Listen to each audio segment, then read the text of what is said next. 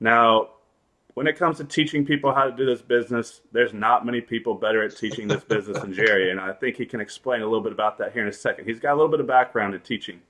But today we got a great episode. We're going to go through some topics that I get constantly asked about, structuring owner finance deals and how we're financing them, how to find the funding on the front side to stay in these deals. He's going to go through and tell us about some of the deals he's working on right now or has done in the past year or so. Some deals he even bought for $1,000. He's going to tell us about one of those, some of his big flips. And then we're going to go into a topic that most people are just not talking about and talking about the correct way. And he knows a wealth of knowledge on subject to deals. So, Jerry, can you kind of tell them your background and how you got into real estate and introduce yourself to our community here? Okay. I'm Jerri Ricci. I'm out of Pittsburgh, Pennsylvania, like Connor mentioned. I started I was a teacher, and in 2008, when the market crashed, I had everything in the stock market, a huge mistake for investors. And so with that crash, that was actually one of the best things that happened to me. I lost half my portfolio, but I decided at that point I could do better than the people handling my money, that I was paying to handle my money. Yeah. So I pulled as much as I could out without taking the tax hit. So I took half of it out, took a loan out on it. This was in my IRA. And I started investing in real estate. And for about 2 years, I muddled around. I had some local mentors, but I wasn't really asking the right questions, didn't know a lot. And so after that, I found a local mentor outside of my area, and then I found probably a half a dozen mentors now that continue to help me with my practice. That's the biggest thing that helped me. So after about, in 2008, the crash occurred. In 2011 is when I really found a few good mentors. And then just a couple of years after that, I retired from teaching, and I retired my wife from teaching. I was teaching math, science, and social studies. And I was actually in the elementary levels with students there. But that's kind of my background. I had a lot of lumps and bruises from the first few go-rounds when my first purchases. But and I still have some of those. I'm kind of more of a buy and hold guy, even though I do some flips now, quite a few flips. But so now I'm kind of working through the mistakes I made early. I'm still correcting some of those mistakes now. Yeah. So it's an ongoing process. So he went from teaching elementary school to teaching some of the top investors around the country. And guys, when I met Jerry a couple of years back, I was completely blown away. So we were just in the Cayman Islands together, and some of the stuff he was talking about, I was like, man, Jerry, you got to come on our podcast. I think you have a wealth of knowledge that everybody wants to know. And it's interesting that you bring up that point, because a lot of people in life, they kind of get set in their ways, and they think things are going to be the way it is for them at the present moment forever. So if things are going good, they take it for granted. And similar to your experience, where I'm sure when all that was going on in 2008, or when that life event happened for you, you didn't expect it to turn around to be a blessing for you. And similar to me, when people know my background, I was a high-stakes poker player for almost a decade, and the government stole my freedom. Like I say, is the day I learned I wasn't free in this country. They shut down the poker websites, and I thought it was the end of my life, literally. And I didn't know that a few years later that the worst day of my life was going to turn out to be the biggest blessing in my life. And it was actually something that if I could go back, I would make sure that it happened over, because here I am now in a much better situation than I was before. But I know you've got a lot of properties. You own over 70 rental properties, but you're also a buy, fix, and flip guy. I know that you got a property this year, I think for like $1,000. And you're telling me about this one, and I thought it was a good case study to go over, because people can't even believe that you can actually buy a house for $1,000, but it's possible. And he's going to tell you a little bit about the one that he did. Yeah. That's been very profitable in a 1-year cycle. It was very profitable. I paid $1,000 for the property. And it was a junker. I mean, it needed a lot of work. Leaky roof. The guy that was in there before, a landlord had it. The guy completely gutted it, wanted to fix it all up, and then just kind of walked away from it and left this guy with a mess. So I bought it from him for $1,000. We put the first buyer came in right around this time. and they put $3,000 down. And I needed to make sure whoever I put in there knew what they were doing as far as rebuilding a house, rehabbing a house, and this guy did. He was there for 3 months. Then he calls me up and he says, "Hey," he says, "I've been laid off from my job, and I'm not going to be able to afford the house anymore." And I said, "Well, we'll work out a payment program or whatever." He goes, "Nope, I just want to give it back." So I said, "Okay." So he turned it back over to me, and he was paying like I think he was paying like $200, $250 a month, something real low because the property needed so much work. Well, he had done a lot of work to it. So this time when I sold it, I raised the price a little bit from $9,000 to $19,000. And the next person that came in, they had about $4,000 to put down. We raised their monthly payment to about $300 a month. They were there about 6 months, and then the same thing that they separated the job. They didn't lose their job, but they separated. Gave me the house back. So the third person I put in there, I sold the house for $29,900 because it keeps getting improved every time I get it back.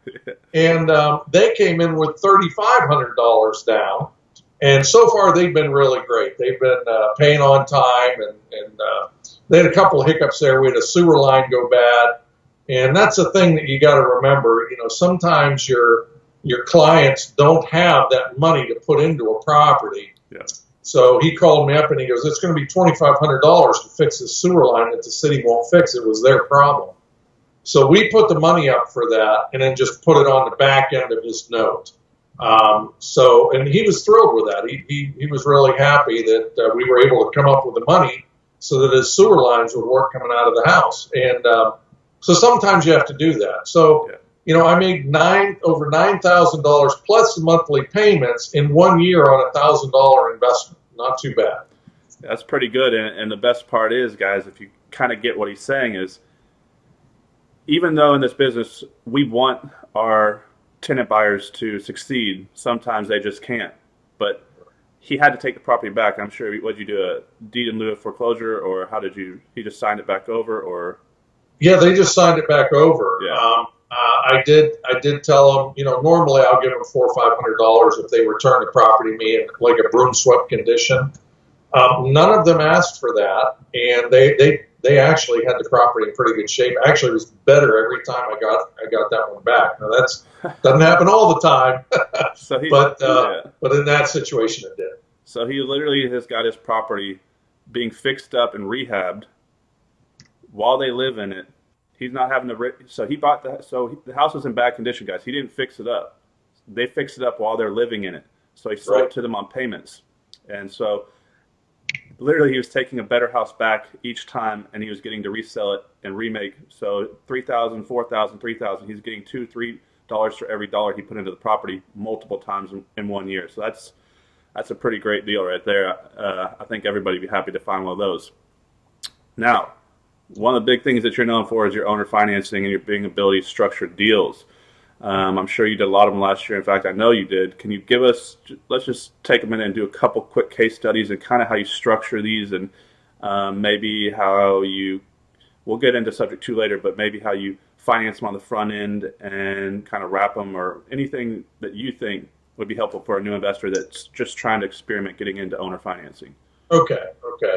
A real good deal that I did. The property's value was only about $40,000, but I couldn't get the seller off at $60,000 for whatever reason.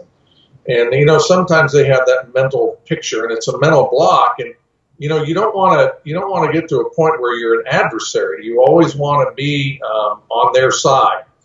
So I just explained to him, I says, for me to get to that number, I need some financing on your end. So what we did was, they needed a couple $1,000s right away. So I gave them a couple $1,000 right away, and we created a mortgage and a note for $58,000 on this property.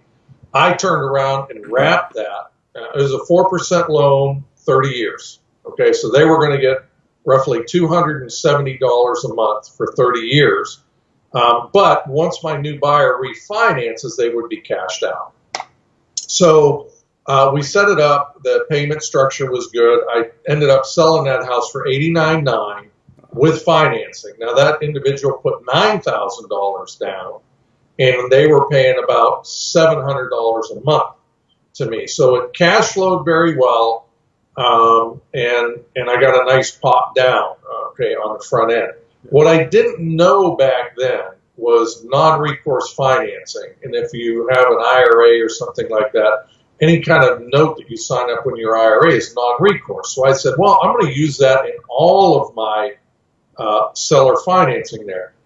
What that means is if anything goes sideways down the road, you know, something goes back and I can't make the payments or whatever, it never happened, but if it ever would, we can't foresee the future. Their sole recourse is the property, not any of the other assets that I've accumulated over the years. Yeah. So that's the only type of financing I do right now is when I do owner financing, it's non-recourse. So their only recourse is the property itself. They have no rights to any of my other assets. In addition to that, I always tie in substitution of collateral. Now what that means is if I have a really good note, this is a 4% 30-year note, I want to keep that money working. So when this property resells, refinances out, I have the option of taking that note and putting it on another property. So I just continue making that $275. As long as my seller's happy with that, they're happy with that $275. Now a little hitch on this one, about 3 years in, a couple of things happened. My buyers actually inherited a house and asked if they could get out of the mortgage on this property. Well, they had fixed it up fantastic. And I said, yeah, if you want to give it back, give it back. And so I ended up reselling it at $119 with a note. This time I got $10,000 down. Monthly payments are $1,100 a month. But there's no refinance. At about the same time, the seller called me back, and his wife lost her job and wanted more income. And he says, is there any way we could accelerate these payments? He says, I know you don't have to, you know, you owe, it was only a couple of years. I still owed like $55,000.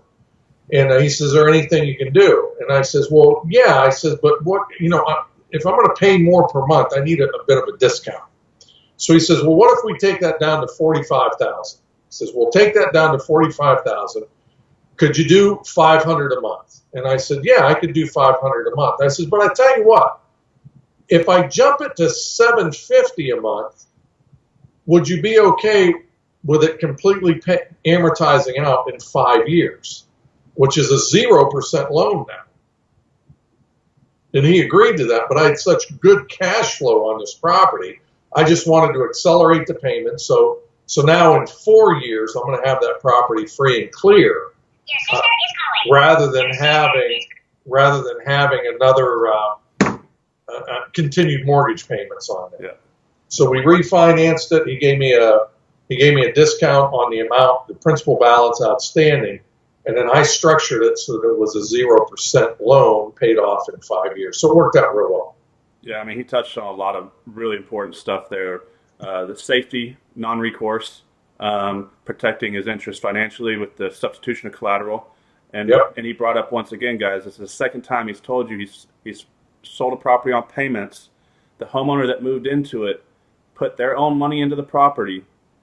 And when they leave, that appreciation that they created, they're forcing that up. He retains that as part of his profit from the property. And they happily walked away from it because they had another property. And you can see he gets to sell the property again and take another down payment. So a lot of you who are beating your head in the ground doing rental properties, like a lot of you are, and a lot of you are wanting to get in or thinking about getting into owner financing, these are some of the positive reasons that you may want to go ahead and make that move and switch into doing this type of exit strategy. So you want to give us another one or two, or you have another good deal that you kind of can break down for us? That last one was great. Yeah, it's not a problem. Actually, the home I'm living in right now was to be. Now I know you can say don't do rentals. Sometimes it's okay to do rentals. But in the long run, I found. Now, see, I still do a lot of lease options. Also, I can do it here in Texas. I know you guys have a problem with that. But in Pennsylvania, if we do a land contract or something like that, we've got to go through the foreclosure process. So yes, I do notes and mortgages, but I do a lot of lease options also, very similar to the Ron LeGrand method. Ron's taught me a lot on as far as how to structure those. But the home I'm living in right now was actually going to be a rental for me. The woman that had it was an empty nester. She wanted to get rid of the property. She had a new male friend that she ended up marrying down in Maryland, wanted to be out of this area. I'm just north of Pittsburgh. So again, she was stuck on $50,000. The home was in disrepair, and then I was just going to rehab it and get it ready for a renter. So what I did was, she was stuck on $50,000, so we did the same thing. I did a 30-year note, and it's the payment on this place is like $175 a month. It's ridiculously low. I know you guys in Texas don't get stuff like that. So we rehabbed it. We put a renter in here. We were renting it for $850 a month, so it cash flowed very well. Our taxes here on this property are about $100 a month, a little over that.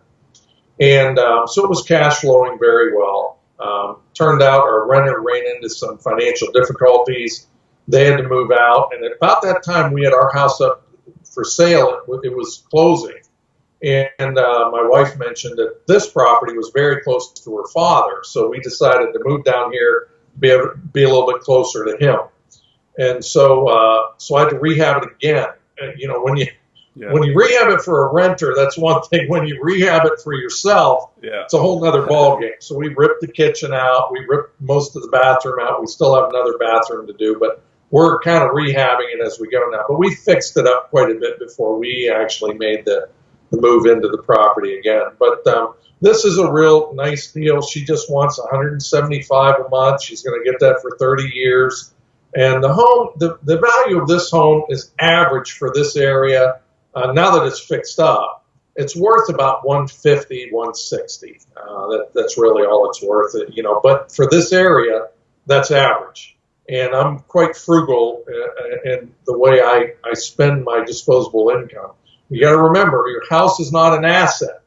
Robert Kiyosaki changed that with Rich Dad, Poor Dad. An asset, the only asset you have is something that pays you. So your home is not your asset. You got to remember that. Yeah.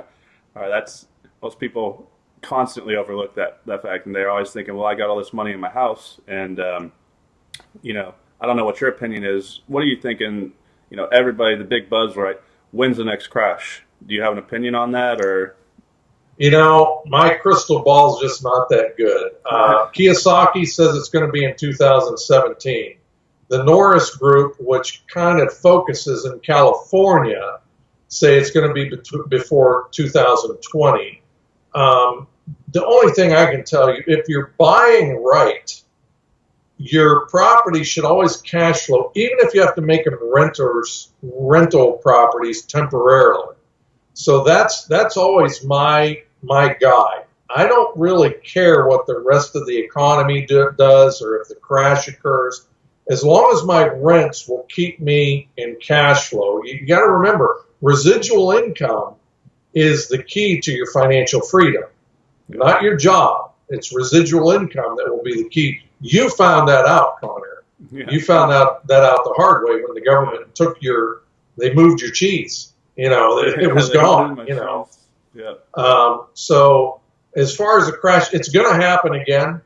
But remember, you know, the Norris Group is out of California. Kiyosaki thinks it'll be this year. But again, my crystal ball is not that good. Just make sure you're buying right so that your rental income, if you have to convert them to rental short term, will continue to cash flow with that property.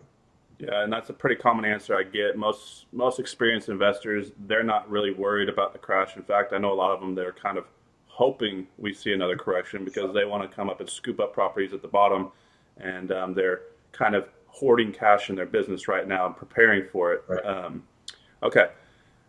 You know, I know you told me about one of your big deals earlier this year. It was a rehab house that you flipped. And I think it's a good case study because it was a lower price point house that you flipped. And most people think that you need to be rehabbing houses in high-end areas to make good money on these properties. And that's just absolutely not true because we do it on lower price point houses as well. So because they think, what if they can't get financed, or some banks don't want to put out loans on. A lot of banks right now are telling me they don't even want to put a loan on a house unless it's appraised at over $100,000 in value. So a lot of flippers think they can't flip these low-end properties. So can you give us kind of how that one broke down? I think you said it was one of your best deals of last year. Yeah. We more than doubled our money in about 9 months. That was a good deal. The property was surrounded by homes selling anywhere from 90 to 100,000. I talked with a woman over the phone. She was at about 50,000, but it needed a lot of rehab work, which that in itself might work. That's not a bad deal, but I wanted something a little bit sweeter because I knew it was down in a part of Pittsburgh that my guys don't like going to. It's a good area. But it's very congested. And so we negotiated a little bit. I ended up getting that property for $13,500 cash. She wanted 50,000, and I was talking about payments around 30,000. And then she just called me up one day. She says, we were going to do the deal at 30,000 with owner financing, and she says, just give me a cash offer. So I did, and we ended up at $13,500, and the house needed a lot. We had to rip the kitchen out. Most of the walls needed to come down. They were plaster walls. We had to redo them. Had to put a new bathroom in, a bath and a half actually. It had what's called a Pittsburgh bathroom. Back in the late 1800s and early 1900s, once plumbing got inside, there were a lot of coal miners down in that area, so they would put a shower and a toilet in the basement, where the guy would walk in from the garage into the basement and get all that coal dust off of them. But it was a bathroom, it was a functional bathroom. And the sink would have been like a work sink, or what we call a slop sink now. They're big concrete, tubs, and things like that. So we fixed all that up. We put about $22,000 into the property, plus the $13,000 of the acquisition price, and we ended up selling it for $75,000. Yeah. We probably could have held out a little bit longer, but we didn't. We had a lot of issues getting everything done in a timely manner down there, especially our kitchen cabinets. We had to chase after them a number of times because the drivers couldn't get their trucks up these steep hills around Pittsburgh. So it delayed our finished work. I wanted to have it done before August was up. It wasn't done until mid-October. We put it on the market because we wanted to get it sold, and we ended up selling it in December at $75,500. So it worked out real well. We more than doubled our money. It was a real good flip for us, and but we were glad to be done with it in December. I didn't want to hold it through the winter months and pay all the utilities. Yeah, and so a lot of times you see in this business, people are pinpointing people as, oh, he's a wholesaler, he's a rehabber, he's a owner finance guy, but most real investors, we do everything, right? And so what he's saying is that even though he builds up his passive income that's going to set him basically free, and he's already financially free, guys, he brings in a lot of cash flow, he's flipping houses for quick money coming into his business. And so a lot of people don't think you can flip these low-end properties, but he just showed you there with a quick $30,000 profit that there is money to be made in those. And also, I just want to point out for something for my Texas viewers and those down here in the South, a basement is what goes underneath the house. Most people down here don't know what a basement is. And so up there, it's pretty common that these older houses built. So he's actually in his basement office right now. And a lot of times I see people up north, because we don't have those down here. Sometimes we have like tornado cellars. That's as close as what I can say. So Right. But I'm just messing with people here. But okay. Now, this is a very important topic. Well, actually, let's go in. So, I like to ask people about a deal that went bad for them, because a lot of people like to share in the pain of others because it makes them feel more comfortable. Do you have any horror stories? A deal? I'm sure you have a lot of them. Just pick one out that you think would entertain everybody here real quick, and kind of tell them, did it just go horrible all the way through, or was it forgiving and you were able to pull out of it? How did that kind of work out for you? Okay. Bought a property last spring. It was a quad unit down in Pittsburgh, just north of Pittsburgh, and the two bottom units were filled. And I got a call in the middle of the night from one of my tenants, and they says, "Hey, the basement wall is coming down." And I says, "Oh, okay." I said, "Is the wall moving a little bit? Did it bow in? We get hydro pressure. The water on the outside kind of pushes the block in a little." And he's like, "No." He says, "There's about 30 or 40 blocks that are down in the basement." He says, "There's a gaping hole here." And he says, "Everyone is here." And I said, "Well, yeah." I said, "Well, get all the tenants out." He goes, "No." He says, The fire marshal is here, the chief of police is here, the city manager, the building code inspector, the fire chief. Everyone was there. You need to get down here right away. Yeah. And I says, "Well, you just convinced me not to show up because there's nothing I can do. There's nothing I can do. I can't get a hold of a contractor. It was 11:30, 12 o'clock at night. There's nothing I can do." And I said, "Did they secure the property?" He says, "Yeah, they got the yellow tape all around and everything, and everything's good to go." I said, "All right." I said, "I'll go down there in the morning. I'll meet everybody there in the morning." So I go down there in the morning. Now the city manager is there. The city building code inspector is there. The fire chief is still there. The police are there. The chief went home, but there were some policemen still there. There were two TV stations there. And then I got a call from a radio station and the newspaper later on today. Well, luckily, I put this property in a trust. Everything I buy now goes into a trust. And they said, "Well, we need to talk to the owner immediately about this property." And, of course, the camera lights are there from the news people and whatnot. And I said, "Well, you know what?" I said, "When you guys find the owner, you let me know because we got a real mess here." Yeah. And I walked away. As far as they were concerned, they were like, "Well, who are you?" I'm like, "I'm the property manager. I'm just here to take care of this problem." So that was another property that I bought with owner financing. Now remember, it's non-recourse. So of course there was a health and safety issue that came up. That gaping hole there on the side, some kids could go in there and get hurt. So I immediately called someone that day, paid $20,000, which is probably twice what I should have, but I needed to get it done right away. But I ended up getting that wall rebuilt. Within 2 days, the wall's back up again, inspected, everything was good. And but at this point now, the city was involved and wanted they were calling for a structural engineer. They wanted engineering plans. They wanted all this other stuff. And I said, "That's fine." I said, "I didn't realize you guys wanted all that stuff." And they're like, "Well, of course we do." And I said, "Well, no, that's not what I meant. What I meant is when you require all that stuff, then I provide it for you. But if anything goes wrong, it falls on you guys. It falls on the city, not on me." Yeah. And I said, most times when I'm dealing with problems like this, they just ask me to bring my plans to the city, and then they offer permits, which puts the liability back on whoever the owners are. And I pointed to the building.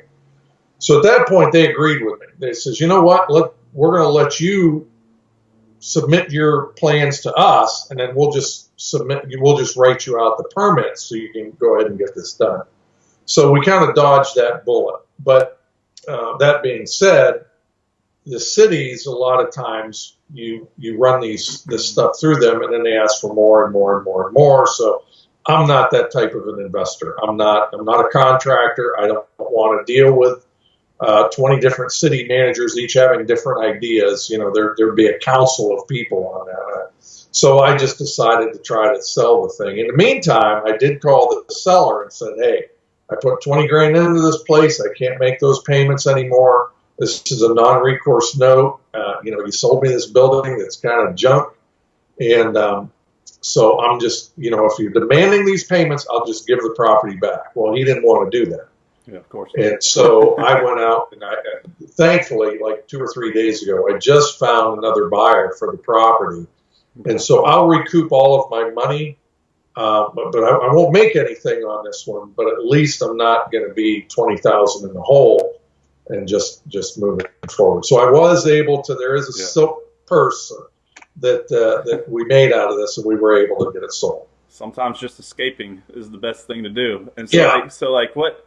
Okay, it's really important because we have a wide range of listeners, right? And so he bought the house from the homeowner on payments, and when the house started falling apart, basically, it literally started crumbling down from the bottom up. He had a non-recourse loan, which he's mentioned multiple times, but this is how important that is because, say, what did you say, buy it for $60,000? If the house had fallen apart completely, was no longer salvageable, it got condemned, he would still owe that money, and that homeowner that he was buying property for could go after him personally for that money. But because the property is the sole remedy for that debt, he's now protected against that. And that's partly why that guy didn't want the property back, and I don't blame him. And the other important thing is that he touched on, maybe you can quickly run through, because not a lot of people are familiar with trusts. And so he's buying properties in a trust, which is shielding him from people knowing that he actually owns the property himself, because I don't know what he named the trust, but it's coming up in the county records. So nobody knew that he was actually the owner of the property. Right. Yeah. You know, think of it this way. What did the news reporters want to do? They wanted a smear campaign. They want just another landlord. They wanted to tie it in. They had their spin on that before I even showed up there the next day. And they just never had the opportunity to do that. The property was in a trust. And one other thing I want to mention also, the seller that originally sold me that property, I am making him whole again.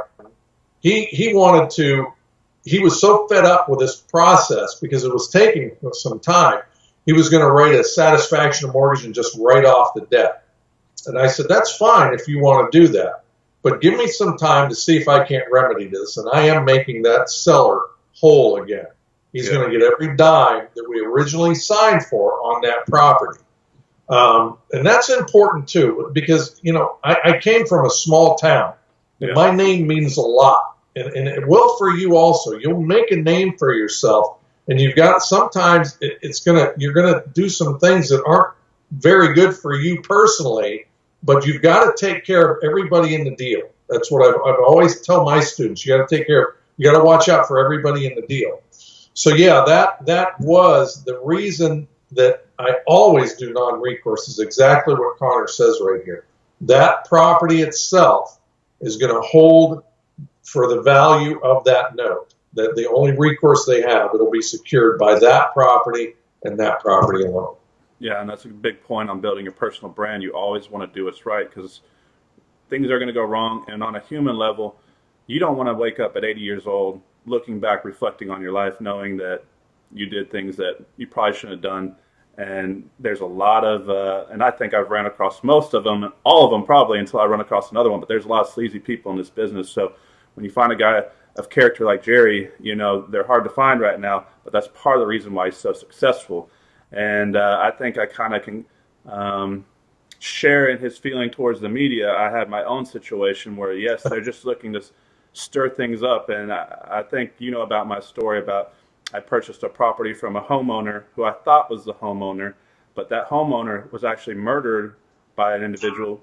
He buried the homeowner in the backyard, stole his identity, sold me the house, and we found out that that there was actually a human body buried in the backyard, and it blew up all over Dallas News.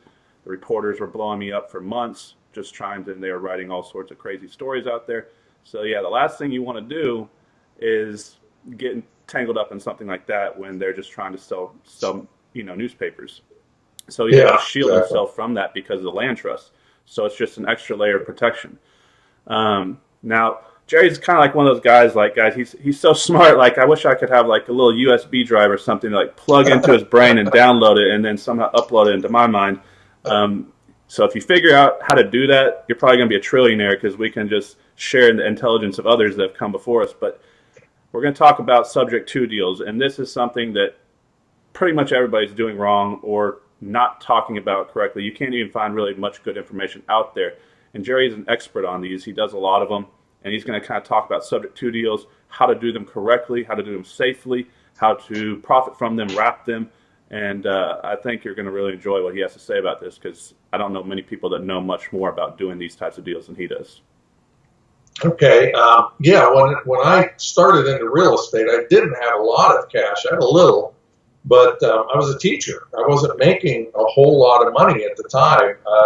And so I had to buy properties subject to.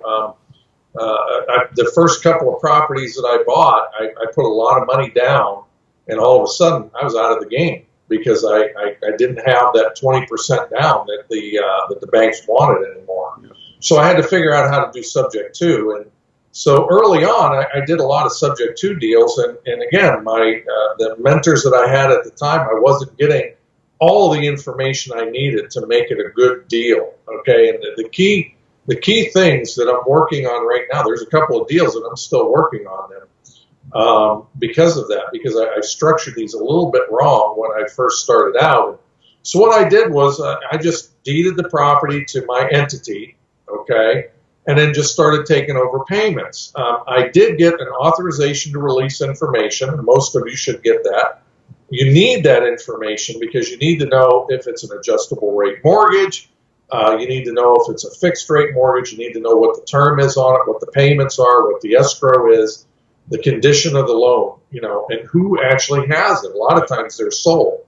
So you need that authorization to release information. But that was all I was told by my mentor. Well, what I didn't realize, those are only good for about 6 months. After that, the banks won't talk to you again until you get a new one. So, and I didn't know that. And these are very important, especially I was talking with Connor earlier today. If you're buying second mortgages and things like that, and you don't have the right to talk to the first mortgage banker, you are in a very vulnerable position because you will not be able to stop the foreclosure other than at the sheriff's sale. Okay, so you need to be able to communicate with that bank, find out what the monthly payment is. And let's face it, as time goes on, that escrow is going to change, people.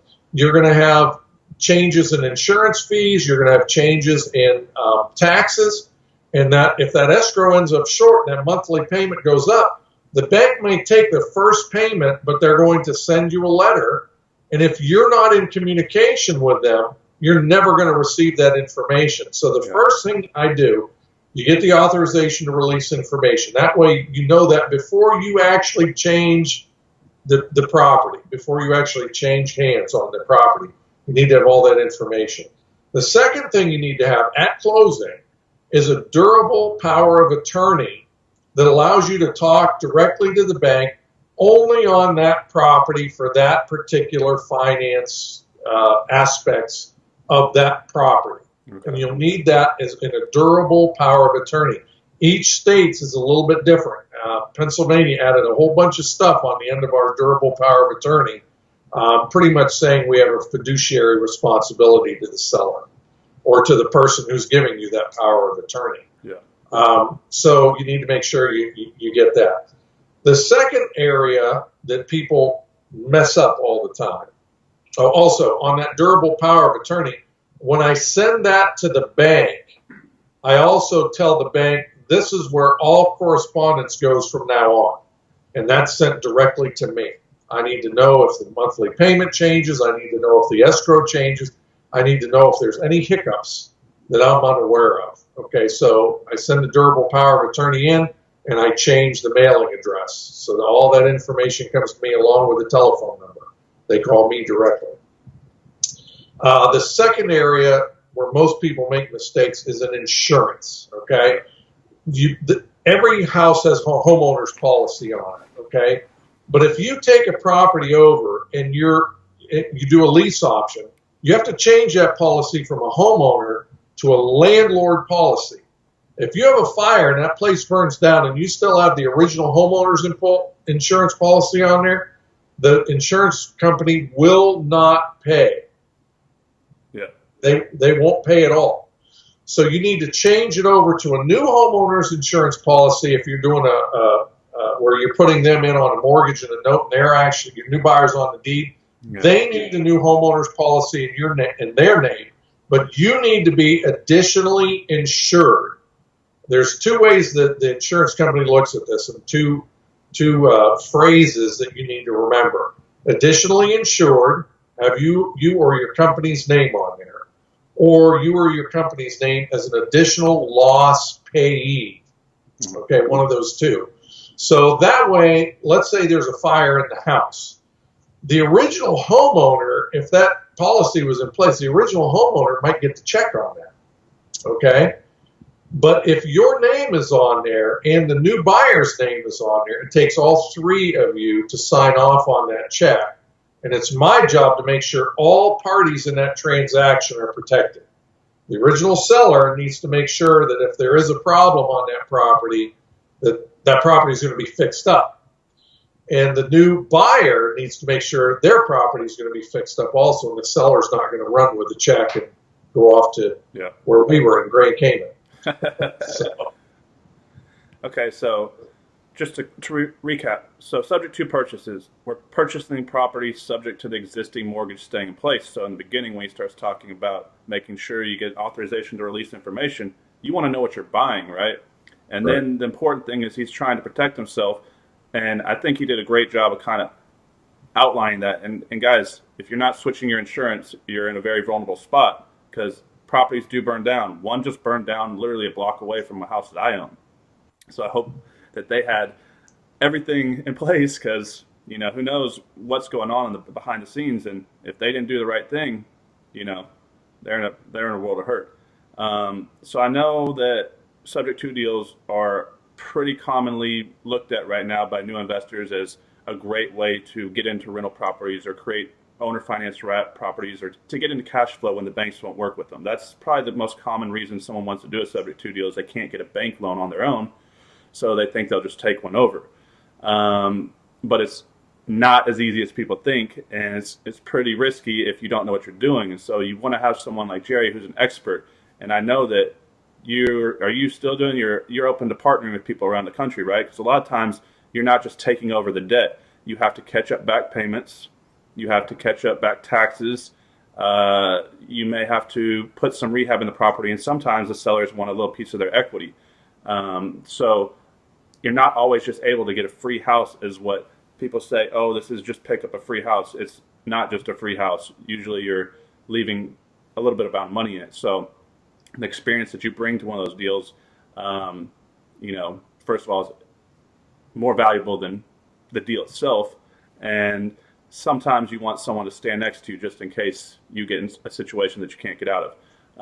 So I'm going to give Jerry a chance to give his information to everybody. And if you get into a situation where you need help with a subject to deal, I recommend giving him a call. You want to go ahead and kind of tell people how they can reach you, and we'll go ahead and put your information below this video in case they want to kind of pick your brain, because I think you gave everybody a ton of great information today.